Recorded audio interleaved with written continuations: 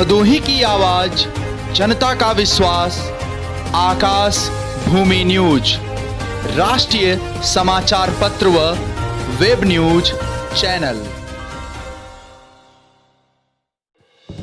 हाथरस बलरामपुर के बाद भदोही में दलित किशोरी से दरिंदगी, सिर कुचलकर हत्या, रेप की आशंका।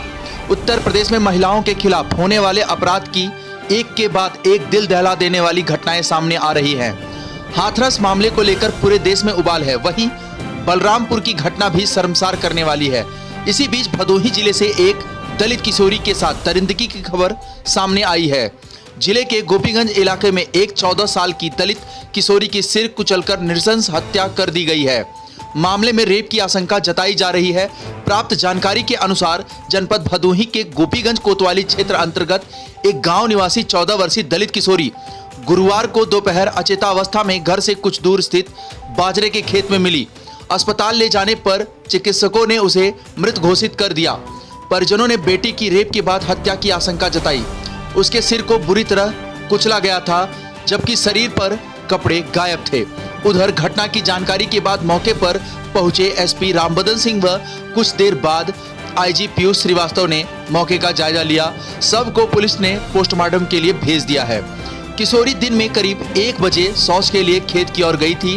करीब घंटे भर बाद उसके वापस न आने पर परिजनों को चिंता हुई।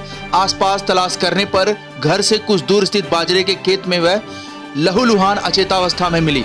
उसे गोपीगंज नगर स्थित एक निजी अस्पताल ले जाया गया, जहां चिकित्सकों ने उसे मृत घोषित कर दिया।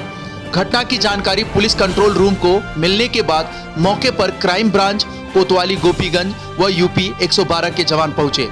पुलिस अधीक्षक रामबदन सिंह ने बताया कि किशोरी शौच के लिए गई थी, उसकी निर्मम हत्या की गई है। प्रथम दृष्टया हत्या का कारण दुराचार प्रतीत हो रहा है, लेकिन पोस्टमार्टम रिपोर्ट आने के बाद ही सही कारण पता चल पाएगा। क्राइम ब्रांच व पुलिस की टीम लगा दी गई है। जल्द ही प्रकरण का खुलासा कर दिया जाएगा। उधर मृत किशोरी की मां ने भी बेटी की रेप के बाद हत्या की बात कही है। बताते चले कि देर शाम पुलिस विभाग के मीडिया सेल द्वारा प्रेस नोट जारी कर जानकारी दी गई कि नाबालिग किशोरी की हत्या करने वाले 3 आरोपी गिरफ्तार किए गए हैं। तीनों आरोपी गोपीगंज थाना अंतर्गत मृत किशोरी के गांव के ही रहने वाले हैं। पुलिस द्वारा प्राप्त जानकारी के अनुसार मृत किशोरी के परिवार वालों व विपक्षी गणों के बीच पुरानी रंजिश चल रही थी, जिसे लेकर विपक्षियों ने किशोरी के परिवार को गालियां देते हुए बर्बाद करने की धमकी दी थी। इसी रंजिश के कारण 1 अक्टूबर 2020 को जब दोपहर में किशोरी खेत में शौच के लिए गई थी, उसे अकेला पाकर उसकी निर्मम हत्या कर दिए। गिरफ्तार अभियुक्तों ने पुरानी रंजिश के कारण किशोरी की हत्या करने की बात स्वीकार की है।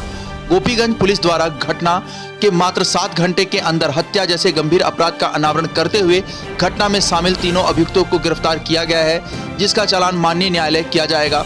कहीं ना कहीं गोपीगंज कोतवाली का यह कदम काबिले तारीफ है। आइए अब आपको घटना के संबंध में भदोही एसपी रामबदन सिंह का बयान सुनवाते हैं। कैसे नाबालिग की मौत हुई? देखिए 14:56 पर लगभग 3 बजे कंट्रोल रूम पर सूचना गई थी कि एक लड़की शौच के लिए गई थी बाजरे के खेत में और उसकी जो है हत्या कर दी गई है। जब मैं यहाँ मौके पे आया तो मैंने उस लड़की का नाम आंचल है, उनके पिताजी का नाम मुकेश है। तो उनके जो चाचा हैं अरविंद, उनसे पूछताछ हुई। उन्होंने बताया कि सर वो यहाँ पर आई थी। जब करीब वो आधा घंटे पौन घंटे नहीं लौटी तो इन्होंने खोज खबर ली उसकी। जब उन्होंने खोजा तो देखा कि वो उसको किसी ने सर कूच दिया था उसका ईंटों से और डेड बॉडी मिली थी। इसके बाद वो उसे डॉक्टर एएन सिंह है, हम मिर्जापुर तिराहे पर वहाँ ले गए थे। उन्होंने बता दिया था कि बच्ची की मृत्यु हो गई है। तो उसके बाद वो डेड बॉडी यहाँ ले आए हैं। अब हम बच्ची की उम्र कितना है, क्या लगता है सर हत्या करने का कारण क्या हो सकता है इसमें? देखिए बच्ची की उम्र 14 साल करीब है जो बताई गई है मुझे, और इसमें रेप हो सकता है क्योंकि और बच्ची के मारने का कोई रीज़न नहीं हो सकता है, कोई उसकी दुश्मनी नहीं हो सकती है। लेकिन इसकी जो अंतिम पुष्टि है वो पोस्टमार्टम कराने के बाद ही हो पाएगी। परिजन भी इस बात को कह रहे हैं कि रेप की आशंका परिजन भी जता रहे हैं इसमें। नहीं, मैं भी कह रहा हूँ, इसमें कोई वो नहीं है, लेकिन फाइनल नहीं है। यह संभावना हो सकती है क्योंकि और बच्ची को मारने का कोई रीज़न भी नहीं मेरे समझ में आ रहा है। तो अब ये जब मेडिकल से रिपोर्ट आ जाएगी तो पता चल ही जाएगा। Thank you sir. लोग देखे मौके पर आके, परिजनों से बात हुई, आजी साहब से बात हुई, तो क्या लगता है अभी तक क्या निकल के आया? देखिए अभी तक तो ऐसा कुछ नहीं निकल के आया क्योंकि अभी हमने डेड बॉडी भिजवाई है।